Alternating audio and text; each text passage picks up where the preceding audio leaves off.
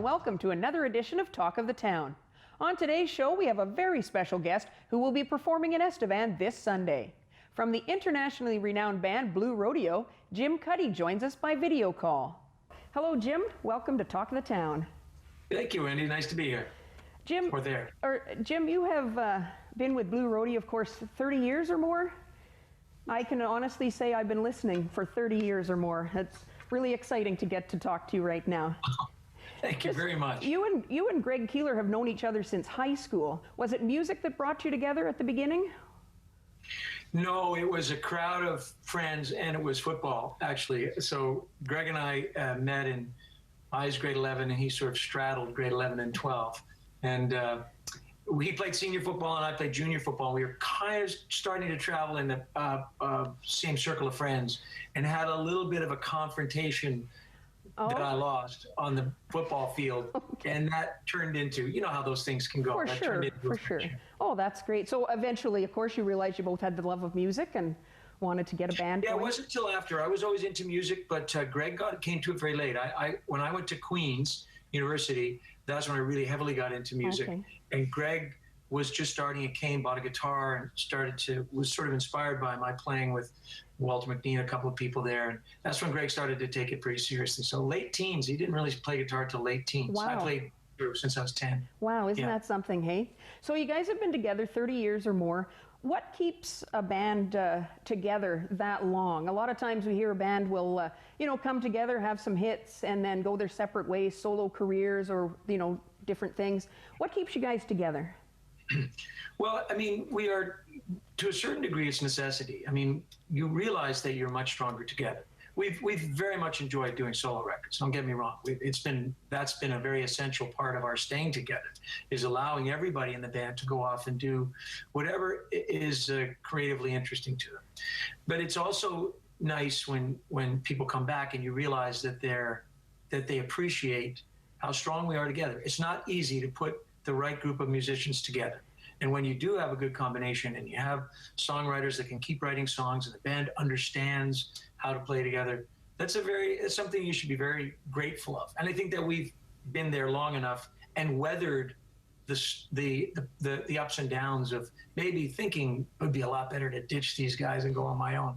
We've weathered that to the point where we just are grateful. Oh, that's great. I'm glad you're sticking together. Your sound is so unique and really good. Over 30 years of performing, can you give us some of the highlights of your careers? Oh man, there's been so many highlights. I mean, I think that from the first time we filled the Horseshoe, when we come to play the Horseshoe Tavern in Toronto, small 350-seat bar in Queen Street downtown, and there'd be a lineup out the door. We were like, wow. We have made it. Oh, for sure. To being on stage with Chris Christopherson and having him sing Knocking on Heaven's Door with us and, whispering stuff in my ear about what a cool experience it was. Playing at the Montreux Jazz Festival in Montreux, Switzerland. Just countless highs. Receiving the Order of Canada from Daniel Johnson. I mean, we have had more than our fair share of accolades and highs. Oh, that's awesome. That's great. Now, when fans think of Blue Rodeo, I think most people what comes to mind, your authentic and genuine values. It's a tough industry in music to keep your values and to keep grounded and to stay true to who you are. How do you manage to do that within yourself and the band? Well, I think that part of that comes from we were such an outside success. When we started in 1987, there were no other bands like us. There was a lot of bands like us on Queen Street, but none of those bands really expected to make records and get the public attention. So since our record company really didn't know what to do with us, once we were successful, they didn't know then how to guide us to say, well, let's do again what we helped you do last time, because they didn't help us do it. I think what it took was just the dedication of all the people across the country, all the different reps that we would meet and this and that. And then you just get lucky. That was a time when people in Canada wanted to hear their own music. They wanted to hear bands that reflected not only their own stories, but people they recognized. Right. As much fun as it was to follow Springsteen or the Stones, they were different people. and we were starting to recognize that we were unique as well. So I think that people saw a lot of themselves in bands like us, saw themselves in bands like the Tragedy Hip, 5440. They looked at those characters like Gord Downie and said, I know that guy. I went to school with that guy. Yeah. And so I think that's what sort of propelled everybody, the whole scene. Okay. Oh, that's great. Now, I want to turn to writing for a little bit. I've read that you and Greg have completely different writing styles, and yet the music is great from both sides. So how can you describe what the differences are? Well, Greg, I mean, I don't think it's a surprise to anybody that Greg and I have different writing styles. Greg is more an inspired writer. He lives out on a farm. He has his own schedule. He has no children. He can do whatever he wants. And Right. if he gets inspired and he wants to just write for 24 hours and stay in his pajamas and write 10 songs, he can. And I'm more of a structured guy. I have a structured life. Grown-up children, but I've always had a family life. And I do it more like a job. I get up in the morning, I exercise, and then I come to the studio, and I might work for 3 hours, and then I'll go. And I just will do that every day while I need to write songs. And then it'll just start to percolate, and then I'll be doing it all the time. I can do it at home a little bit. So for me, I have to create the opportunities to write, and Greg is much more an inspired guy. I think it's one of the things that keeps us together is that almost in all things, we approach it from our own separate way. And I definitely am more of a structured guy, trying to give structure to things that Greg is trying to keep open-ended.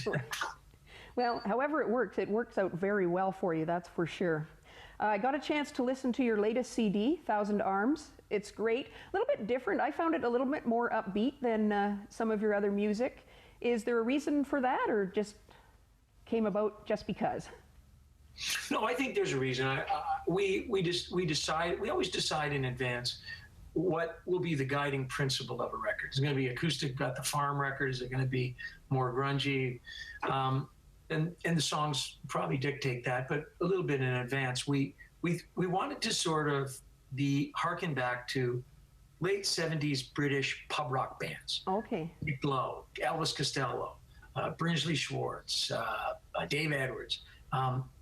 We wanted to go and play that kind of music. And we started a little bit too far into there. We sounded sort of new wavy for a while. That wasn't going to work. So once we blended it with our little bit more natural country rockish sound, it really worked well. And the songs are by necessity a little more upbeat because that's what was coming out of that era at the time. And of course, having Colin Cripps, who is a guitar genius, as soon as we said that, he had assembled all the different sounds that people use, the different guitars, and so it just propelled the songs forward in a way that, had we had a different guiding principle, maybe some of those would have been a little bit more moody or slower.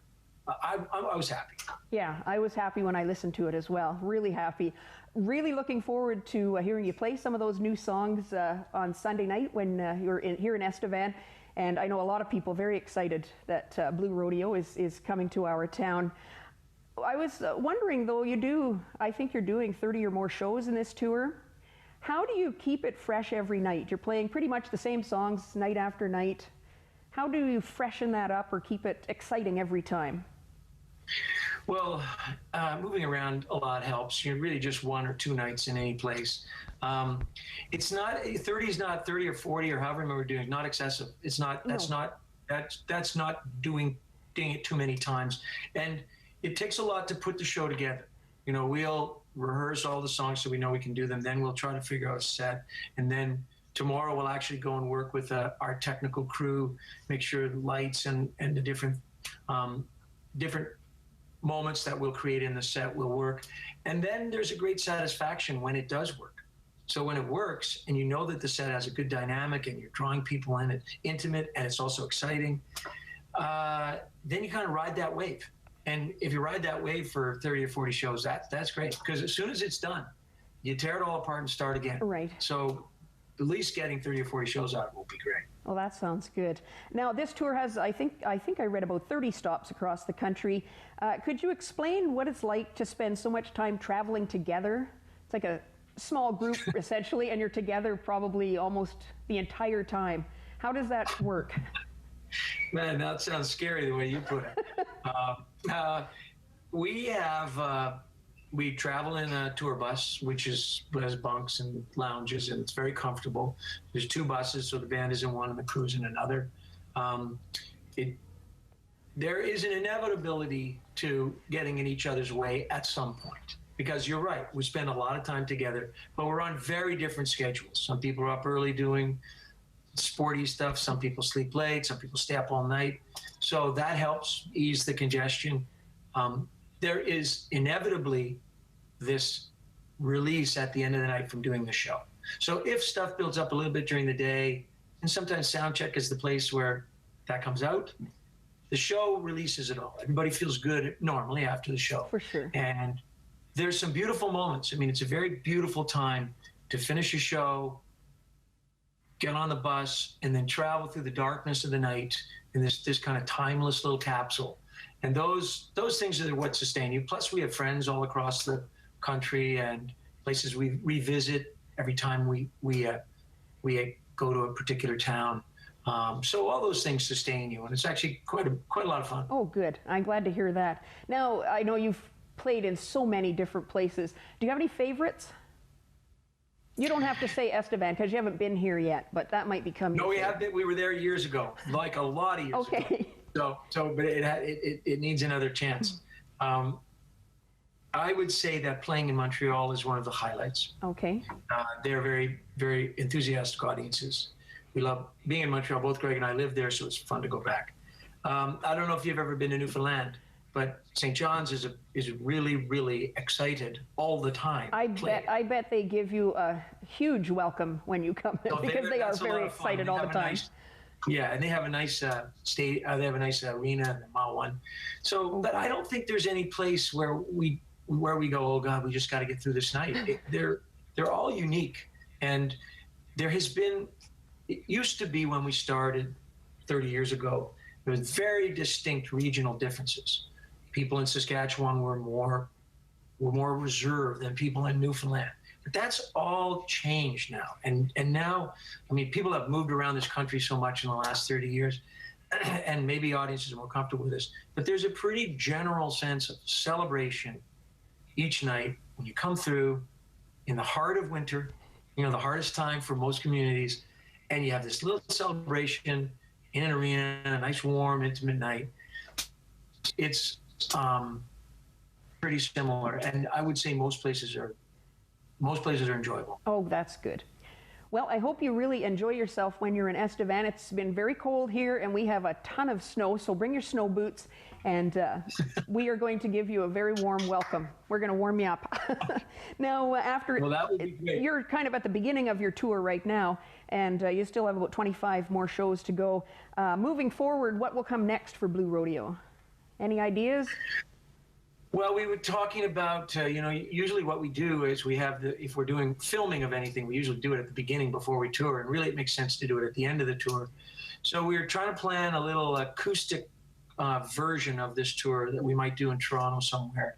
So we might do that, and then we have a lot of summer plans. Summer is always a big time for us all over, and we will have to create a new set, and but that's about as far as we've looked. Probably till about next fall is what we know what we're doing. Okay, so it's just creating all the time, isn't it? You're either creating by writing your music or... What a life. But yeah, it sounds great. Greg, sorry. Jim, you have we've really appreciated you being on the show today, and good luck with the tour, and thanks again. Really looking forward to seeing you Sunday night when you perform here in Estevan, and all the best to you. Thank you very much, Wendy. We look forward to being there. Keep that cold weather. We like that excitement. Oh, we are not letting go of the cold weather. Don't you worry about that. All right, take care. Thank you. Blue Rodeo will be performing in Estevan Sunday night at Affinity Place. Tickets are available at ticketmaster.ca or go to Hender's Drugs in Estevan. Up next, we have all the details on an exciting minor hockey event happening in Beanfate.